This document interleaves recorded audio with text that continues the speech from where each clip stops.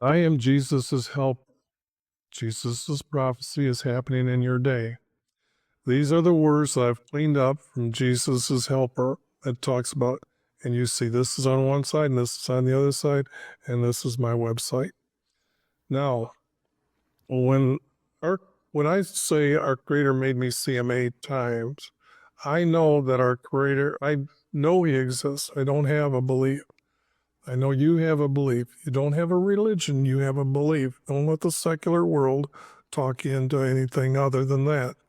Now, our Creator has revealed 2 hidden formats to me.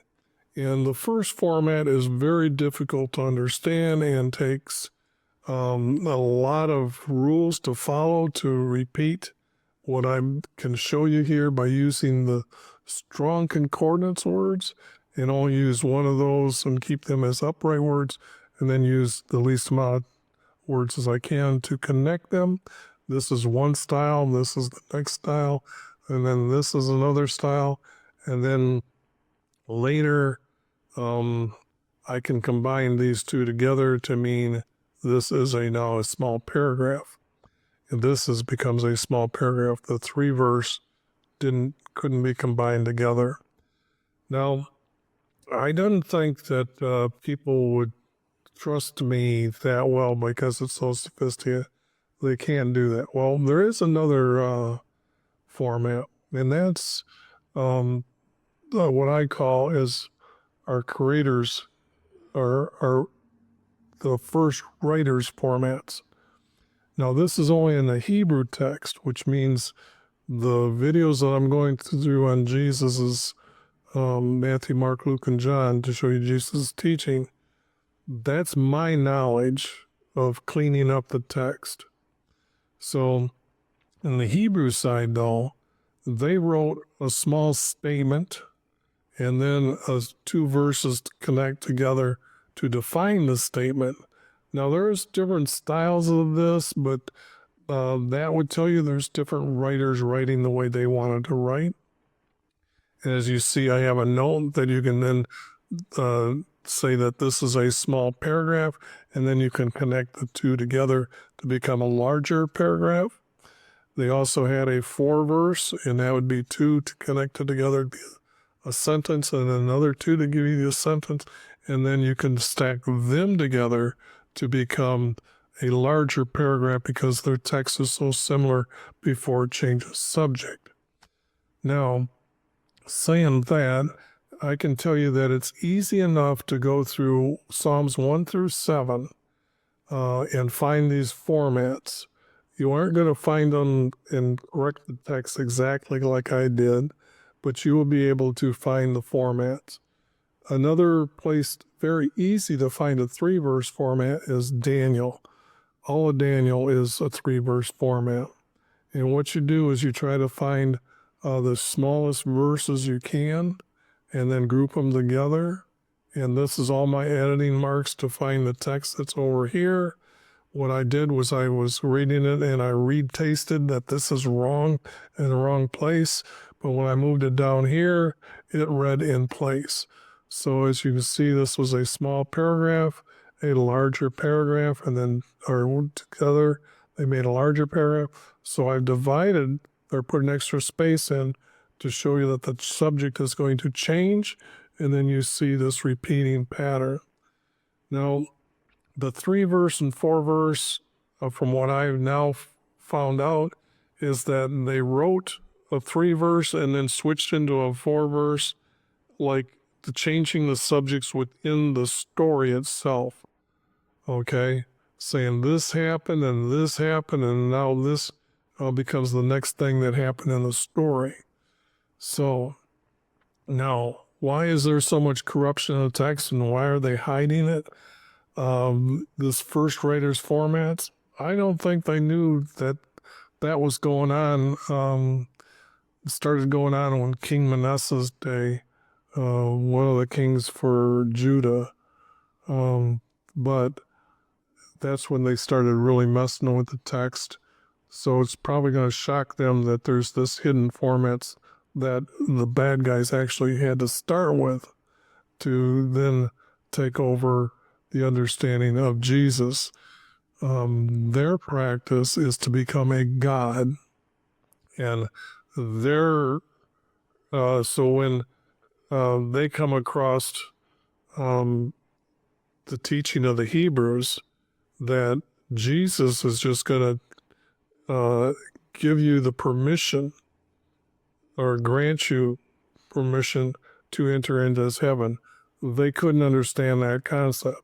They thought their concept of meditating and having a sex with a so-called female goddess gives you that right to enter into heaven and become a god. That's why the planets are still named after gods, and why the Pope did not change them. So we know that the Pope is not being truthful either. The text I started with is the New American Standard 1977 because of this Bible program. This Bible program, if I clicked on a word here, it told me the Hebrew word over here. Now down here is what makes it dangerous, is that they tell us how many times they use this word for this word right here, but notice how many other times I used the word, different words, because 45 times. Well, I don't know how they got the word deadly, powder, storehouses, reason from that Hebrew word. And I have tried to go back and say, okay, I'll try to correct the text, and I'll go try to do the best I can. No, it's too corrupt. Example, here's the word so, here's the Hebrew words, and yet they use so here 7 times. Now, those of you who study Hebrew, I want to know how I can use the word dove, and it actually ended up being a male's name, or actually 3 males' names tied together. Or the word desert became a male's name 4 times. So here we can understand what jots and tittles do really good, or down here how it goes to a desert, regional area, wilderness, and wasteland. The wasteland is the piece between the desert and the wilderness, where it's all green, and then you have desert. So I can see the jots and tittles doing that. But how about a boy becoming a girl 1 time? Okay. Now the problem is when you see maybe the 5 words like this, how many times they use this word only once, these different times. This is just where I don't care who's teaching Hebrew or is going to the Hebrew word and saying this. You're just deceiving people. I'm just saying it's all corrupt. You can't really do that. I'm pretty much been given the task to be Jesus' helper and to point you in the right direction from the text, and that's will be easy enough for you to know from the hidden first writers text and my knowledge in these 150 videos that are coming up, where my knowledge is able to edit a lot of the text, even though that I've already made maybe 2-hour, 300 videos. I thought that might have been too long for people to want a quick reference to where my editing was at. So these 160 are only maybe half-hour long and tried to be informative and then explaining a lot of what I did quicker. Now, if I told you I studied the text for an average of 3 hours a day for the last 30 years, I actually can tell you that's the truth, even if I took the days off and just average it out. So here in Exodus 26:26, when I was reading, I was trying to figure out what these bars are, because I literally have counted every board, and in the text that I'm revealing, I've added it to make sure every board is there. So the thing here is when I was trying to figure out these boards, I realized that this word bars needs to be changed to arches, and now we have a hip roof over the tent. So when you see pictures of our Creator's tent for meeting with Him, It's not a sanctuary. It's not a tabernacle. Our Creator called it his tent for meeting with people, his house for meeting with people. So those of you who say the word temple, you're using pagan definitions and not our Creator's definitions. So now you would see that the hip rip is on the tent for meeting, and the pictures they show you have the goat hides going down for two different sides. But anybody that knows that when it rains, that can run off. Now it runs off correctly. The biggest deception in the Bible that they've been teaching is Exodus 20 verses 1 through 17 incorrectly. And this is the actual 12 commandments, okay? They left out 2 for you. So the thing here is anyone who says there's 10 commandments, you bring them here, prove which ones you're going to throw out. Because our Creator defined these commandments. If anyone who does not obey any one of them needed to be forgiven of that, and he says to bring a sin offering. So our Creator defines these as sins. There are only 12 sins. There's no such thing as an original sin. The word sin is used wrong.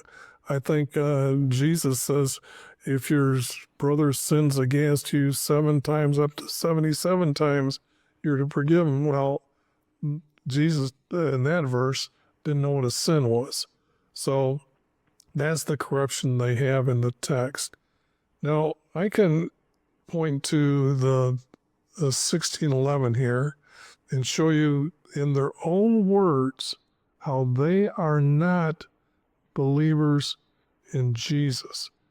And from this text, it will shock you a little bit, because here they're going to state 4 reasons why anybody can edit the text. And that means they aren't scared of words in Revelation. And if you change one word in Revelation, that you're eternally damned. So the thing here is they didn't care. There's 39 Bibles, I think, out there that have changed all the words just to sell you a book to make money. And none of them believe Jesus is real, okay, was real and walked on this earth, and is our King in heaven, and it's our way to enter into heaven. Now, here I thought it was funny that you could have an experience to change the text around, or by the light and feeling we have attained unto ourselves, or something, or hang on to the received spiritual. Okay. Here they're stating a great clerk, Gregory, is the divine. Notice capital letter divine. That should bring red flags all over the place, because down here is something really strange. They're happy to put this in the text, and it gives us a big clue of what was happening before this. The first Roman emperor corrected the calendar and ordered the year according to the course of the sun. Notice the capital S on sun. That's the Egyptian sun god Ra, the star they brought from Egypt. Some people might know that text. But what was the calendar before this? Well, when Nebuchadnezzar ended up eating grass, he said our Creator is the creator of everyone and everything, and we'll go by his calendar, which is the summer solstice is the first day of the year, the holiest day, and then you count 7, and then you get to the 8th day, which is now the holiest day, the day of rest. Now, down here, it was also said unto St. Augustine by a supernatural voice. See, our Creator didn't talk to him, but saith the same St. Augustine is high and divine too. So we had one divine guy die, and now we have a second divine guy. This I want you to take a screenshot of and read and try to figure out what fruit you're supposed to eat every month. But here, when I'm asking you, if I were to ask you, why do you study the Bible? You say, well, to understand our Creator and how I get to heaven, be with our Creator and with our King.